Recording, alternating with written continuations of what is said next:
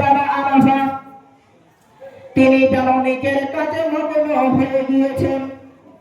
অনেকক্ষণ পরে হযরত হালিমা তিনি যেন চিন্তা করতে আছেন এতক্ষণ পর্যন্ত যে আমার নবী মুহাম্মদ তিনি যেন জেগে উঠবে আর জেগে উঠে যেন কান্না করতে লাগবে।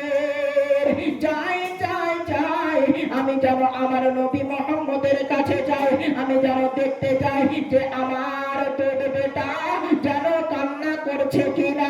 হযরত হালিমাতুস সাদিয়া রাদিয়াল্লাহু তাআলা আনহা তিনি যেন আমার নবীর সম্মুখে হাজির হয়ে গেলেন। আর হযরত হালিমা তিনি যেন আশ্চর্য হয়ে গেলেন আর মনে মনে ভাবতে লাগলেন, আল্লাহকে বলতে লাগলেন, বাবা কেমন একটা দৃশ্য, এই দৃশ্য আমি যেন কোনোদিন দেখিনি। কারণ আমার নবীর তুলনা এখন পর্যন্ত চলতে আছে।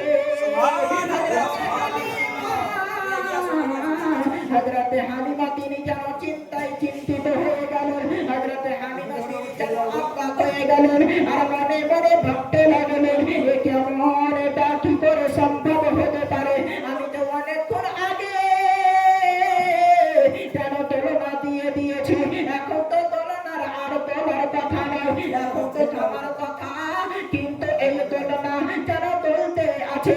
বাপজি রে একটা কথা শুনে নিন, আমার নবীর তুলনা রাবি বলতে আছেন, তাফসীর বলতেছে আমার নবীর তুলনা ফারিস্তাদের সরদার হযরত জিবরিল দালাতে আছে। আমার নবীর তুলনা ফারিস্তাদের সরদার জিবরিল আমিন দালাতে আছে। এটা যেন গায়েব থেকে যেন হযরত হালিমা শুনলেন আর বলতে লাগলেন, এই সন্তান যে আশ্চর্য, এই সন্তানকে নিয়ে এসেছি, এটা আশ্চর্য বিষয়। একটা কথা চিন্তা রাখেন, শুধু তাই নয় বাপজি, যেই দোলনাতে আমার নবী পাককে শুইয়ে দিয়েছেন, একটা ঘটনা দেখে হযরত হালিমা তিনি যেন অবাক হয়ে গেলেন, আশ্চর্য হয়ে গেলেন। কারণ দেখতে পাচ্ছেন হযরত হালিমা আমার দরদি আকা মুস্তাফা সাল্লাল্লাহু তাআলা আলাইহি ওয়াসাল্লাম তিনি যেন এই হস্ত মুবারককে ছেড়ে দিয়েছেন, হস্ত মুবারককে ছেড়ে দিয়েছেন ওই চাঁদের সামনে। আর হস্ত মুবারক আমার দরদি নবী যেই দিকে নড়াতে থাকে আসমানের চাঁদ সেই দিকে নড়তে থাকে।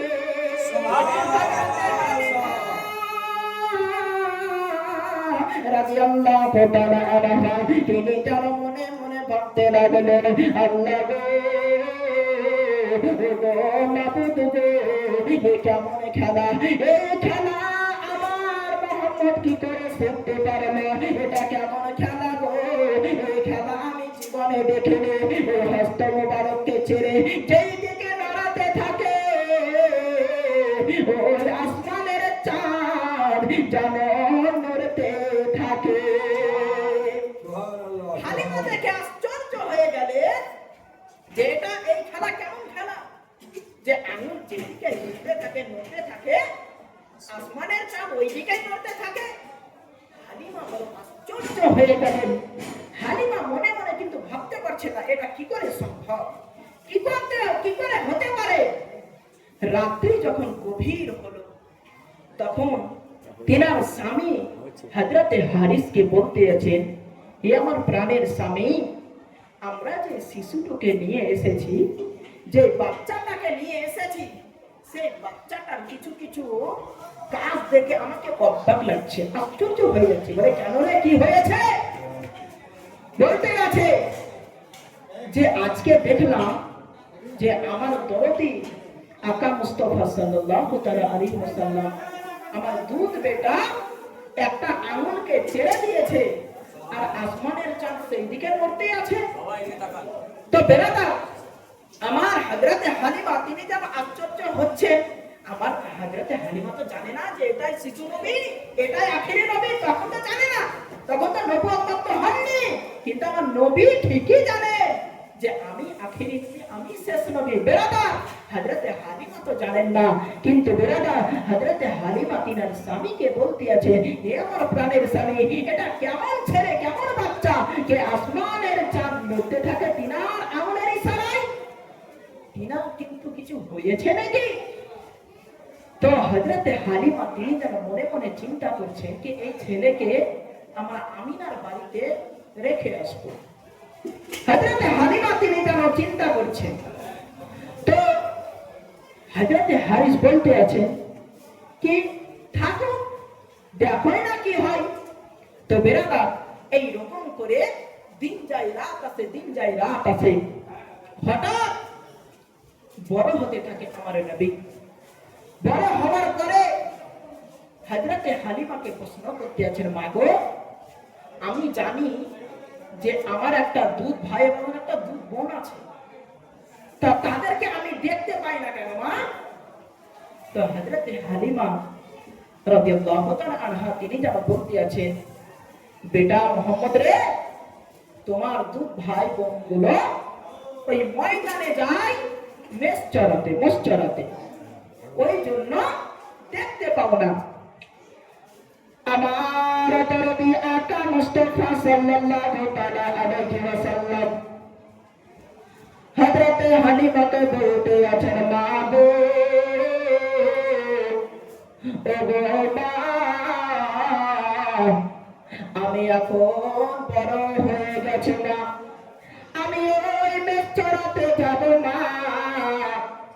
হযরতে হালিমা কে যারা বলতে আছেন, জিদ করতে আছেন, কাকুতি মিনতি করতে আছেন, আর বলতে আছেন, মা গো,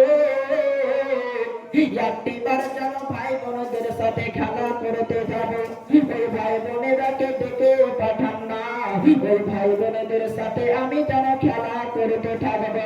হযরতে হালিমা রাদিয়াল্লাহু তাআলা আনহা তিনি যেন বলতে আছেন, বেটা মোহাম্মদ রে, ও বেটা মোহাম্মদ রে, তোমাকে আমি পাঠাতে পারবো না। কেন না? তোমাকে আমি আমিনার বাড়িতে ফেলে গেছি বেটা, যদি তোমার ময়দানে কিছু হয়ে যায় আমি যেন কে জবাব দেব? আমি তোমার মাকে, তোমার গর্ভধারিণী মাকে আমি কি জবাব দেব? বেটা রে, তোমার যদি কিছু হয়ে যায় আমি যেন কি জবাব দেব? হযরতে হালিমাকে তিনি যেন বলতে আছেন, মা গো,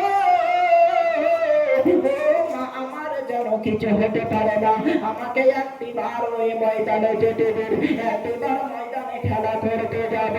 আমার হযরতে হালিমা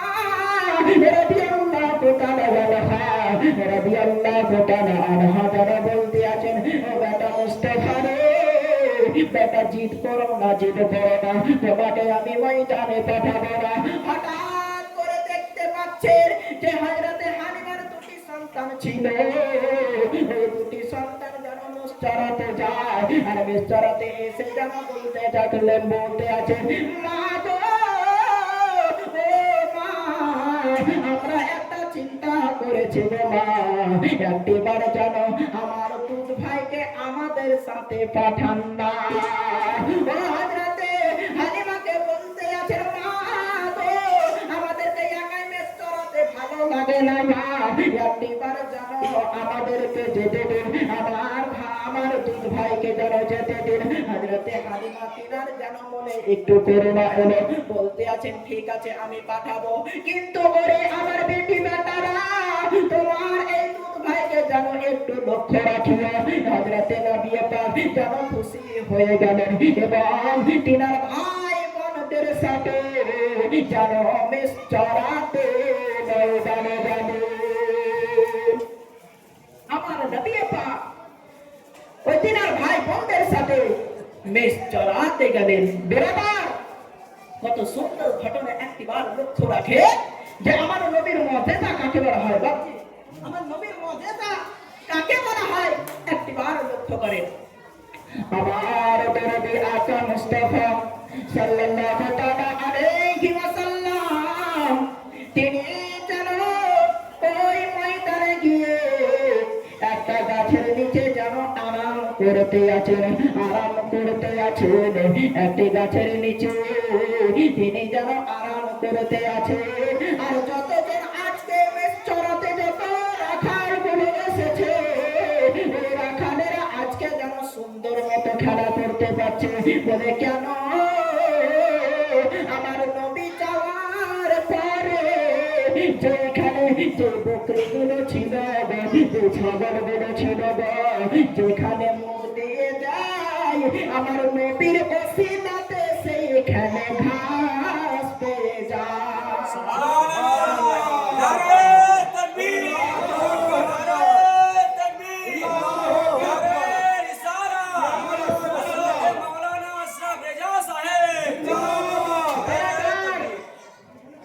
অন্যান্য দিন যে বকরিগুলো শুধু এইদিকে সেইদিকে ঘুরতে থাকতো, কিন্তু আজকে আমার নবী যাওয়ার পরে বকরিগুলো যেখানে মুখ লাগায় সেখানে ঘাস পেয়ে যায়, সুন্দর সুন্দর ঘাস পেয়ে যায়। কিতাব বলতে আছে বেরাদার, আমার নবী একটা গাছের নিচে আরাম করতে আছে, তিনার ভাই বোনগুলো সব খেলা করতে আছে।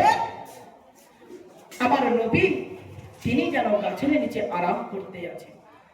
আর একটু পর পরে তিনার ভাই বোনগুলো আমার নবীকে যেন দেখতে থাকে যে আমার মোহাম্মদ ভাই কি করছে, সেটা যেন লক্ষ্য করতে থাকে। ও বেরাদার, আমার নবী সে গাছের নিচে ওই বসতে থাকে। হঠাৎ করে যে গাছের পাতা দিয়ে একটা পাতা দিয়ে সূর্যের তাপ যেন আমার নবীর চেহারাতে লাগে। চেহারাতে লাগার পরে একটা যেন বিষাক্ত প্রাণী এসে যায়।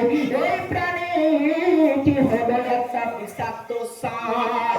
ওই সাপ যেন এসে যায় আর আমার নবীর চেহারাতে যেন ফনা তুলে দাঁড়িয়ে যায়। হযরতে হালিমার যে বেটাগুলো ছিল, ওই বেটি বেটা হযরতে সাইবা আব্দুল্লাহ তিনি যেন দেখে নিয়ে নিল, জগন্নাথে যেন দেখে নিয়েছে। আর বলতে আছেন ভাই রে, ও ভাই রে, আজকে আমার আর ভাইকে মনে হয় ফিরে পাবে না। কেননা দেখ একটা বিষাক্ত সাপ যেন আমার ভাইয়ের উপরে ফনা করে দাঁড়িয়ে আছে। চলো না আমার মাকে যেন এই ময়দানে ডেকে নিয়ে আসে।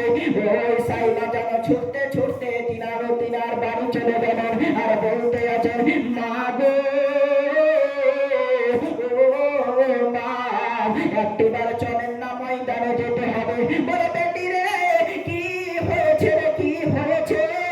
বলে চলেন না মা গো, আর দেরি করবেন না, আমার ভাইয়ের উপর একটা বিষাক্ত সাপ যেন ফেলা পড়ে আছে। যদি তাড়াতাড়ি না যান আমার ভাইকে যেন আর আমরা ফিরে পাবো না। হযরতে হালিমাতুস সাদিয়া তিনি যেন কিছু না ভেবে তাড়াতাড়ি ওই ময়দানে চলে গেলেন। আর ময়দানে গিয়ে দেখতে পাচ্ছে আমার দরদি নবী আকা মুস্তাফা সাল্লাল্লাহু তাআলা আলাইহি ওয়াসাল্লাম যেন সুন্দর ভাবে গাছের নিচে আরাম করতে আছে। হযরতে হালিমা তিনি যেন বলতে আছেন, বেটা রে, আমি যেটা শুনলাম সেটা নাকি সত্যি হয়েছে। বলে না গো, আপনি কি শুনেছেন? বলে বেটা রে, আমি শুনলাম তোমার কাছে একটা বিষাক্ত সাপ এসেছিল নাকি। বলে না গো, আপনি সত্য শুনেছেন, আপনি ঠিকই শুনেছেন, আমার কাছে বিষাক্ত সাপ এসেছিল মা গো। হযরতে হালিমাতুস সাদিয়া রাদিয়াল্লাহু তাআলা আনহা বলতে আছেন, ও বেটা রে, তোমাকে কি কিছু করেনি, তোমাকে কি দংশন করেনি, তোমাকে তো কামড় দেয়নি।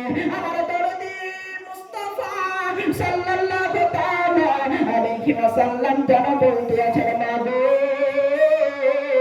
সেই সাপ এসেছিল ঠিকই, কিন্তু আমাকে কামড়াবার জন্য নয় মা গো, আমাকে কামড়াবার জন্য আসেনি। ও মা গো, সেই সাপ এসেছিল মা সূর্য আমাকে যেন আলো দিতেছিল, রোদ দিতেছিল না, ওই জন্য সাতটা ফলা তুলে আমাকে যেন বাতাস দিতেছিল। সেই সাতটা আমাকে মা ছায়া করছিল, বাতাস দিতেছিল। বেরাদার, কোন নবী আমরা, কোন নবীর উম্মত আমরা? একবার ভেবে দেখেছে যে যেই নবীর আমরা উম্মত হয়ে এসেছি, বেরাদার, কতই না আমরা সৌভাগ্যবান যে সেই নবীর উম্মত হয়ে আমরা আজকে এই দুনিয়ায় আছি। আমাদেরকে নবীকে নিজের মহব্বত করতে হবে। সেই নবী আমাদের কেমন ভাগ্যবান যে সেই নবীর আমরা উম্মত হতে পেরেছি। কোন কবি বলতে আছে, তুমি এলে ও তুমি গেলে, নিশ্চরা